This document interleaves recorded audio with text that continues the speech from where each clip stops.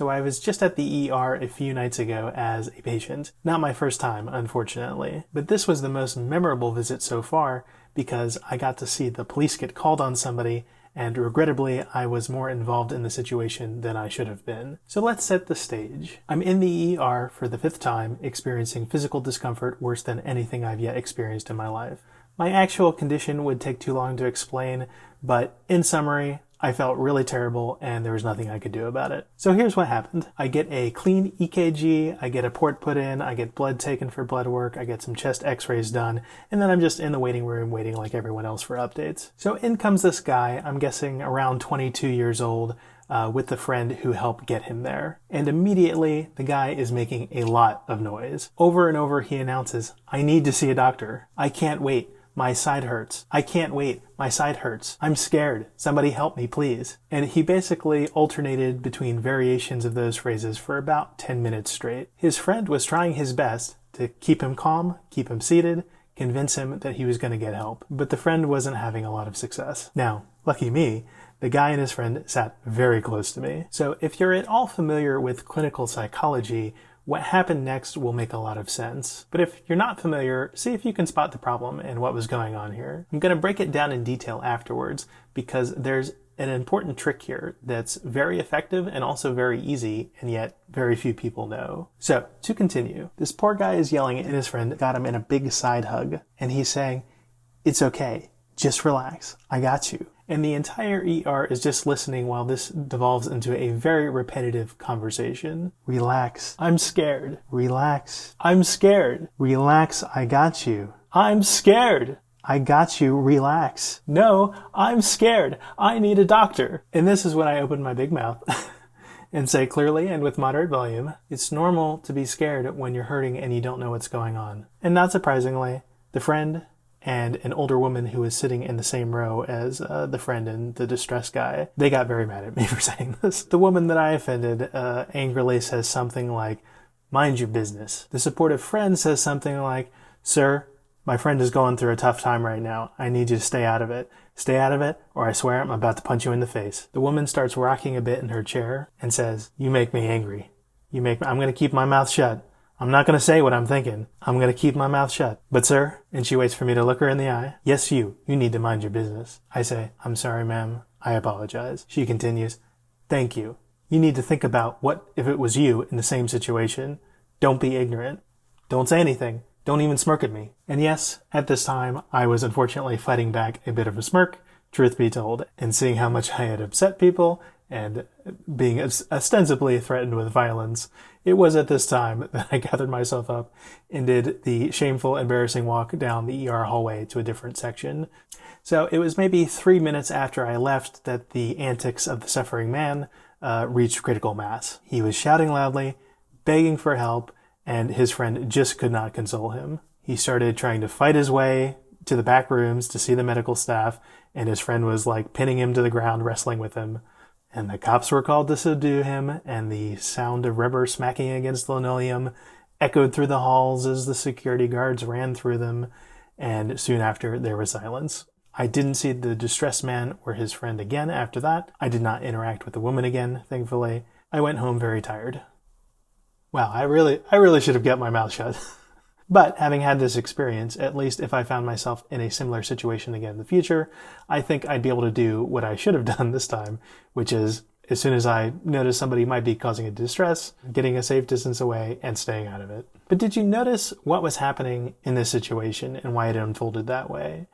Is there a lesson to take away from this other than, mind your own business? So as I hear this poor boy crying in pain and begging for help, I find that under these circumstances, I cannot dissociate. I just feel worse and worse, and I desperately wish what he wants, that somebody would take his pain more seriously and get him more help. His friend, a really good friend, is trying his best to help him, but unfortunately, he's making a very common mistake. He keeps telling his friend to relax, and one of the very first things that any counselor, any clinical psychologist, or any psychiatrist is taught is that you never, ever, ever tell someone who's upset to relax, to just relax, or to calm down. So if you don't know, relaxing is not the problem.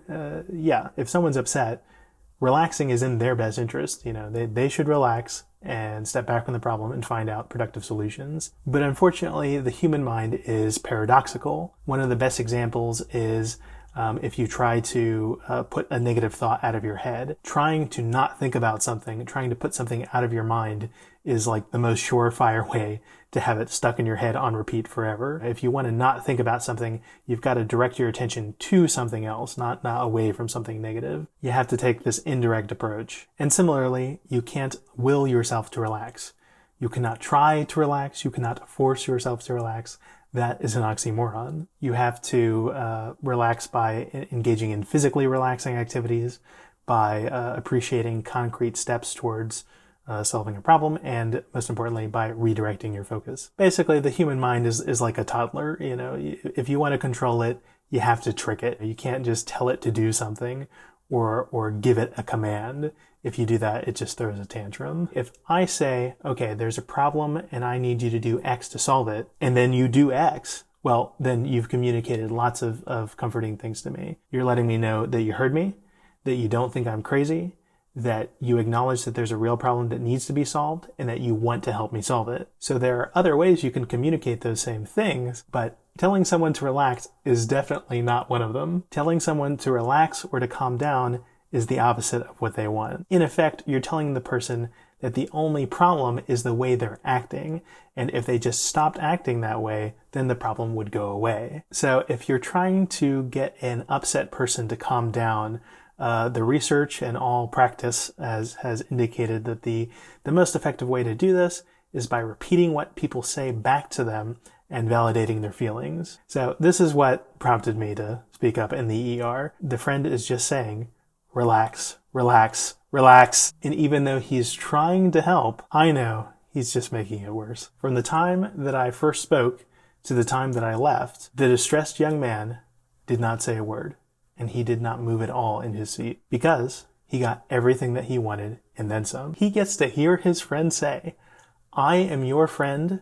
I recognize that you are going through a tough situation, and I am totally on your side and willing to physically fight people to get you the help that you deserve. That's literally what his friend should have been saying to him, but he just didn't have the words. And of course, he's very stressed in this situation. So of course, smiling or laughing in response to tension, embarrassment, or social discomfort is a pretty common reflexive coping mechanism or defensive strategy that a lot of people are susceptible to, and that includes me, obviously. So out of the sheer awkwardness of the situation, yes, I did start to crack a smile, and I just did not have the self-control at the time to be able to suppress it completely. So that definitely made the situation a lot worse. But I just want to be really clear that the guy's friend and the woman they didn't do anything wrong as far as I'm concerned. So I didn't take their attacks personally, even at the time. And unless, I or someone else had done something to dramatically escalate the situation, I don't think the friend was actually going to hurt me. Really, I'd say everyone in the building acted reasonably under the circumstances.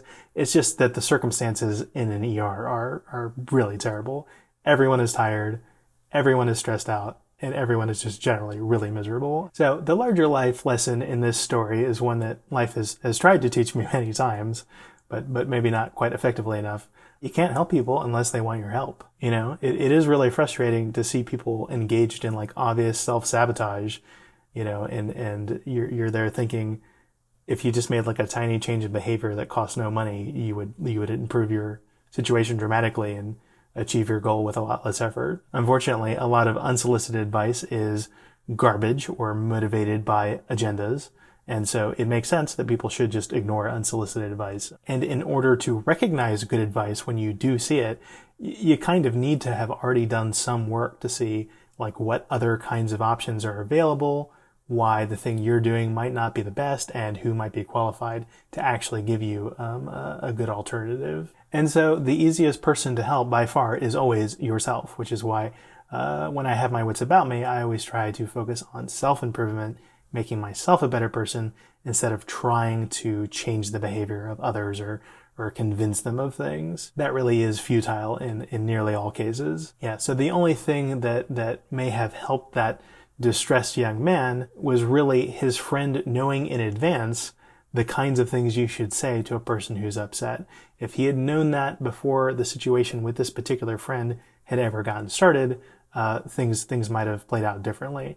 That's pretty much the only thing that could have prevented him from getting, pinned down and handcuffed. And so that's why I made this video. I just, I want a few more people to know today, if they're interested in in hearing me out, something that can help them help a friend who's distressed in the future.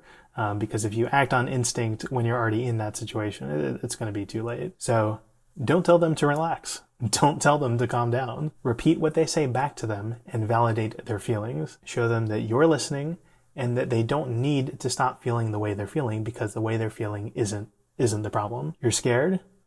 I'm scared too. I'm scared for you. Your side hurts? Yeah, sure sounds like it, man. I can't even imagine. You need a doctor?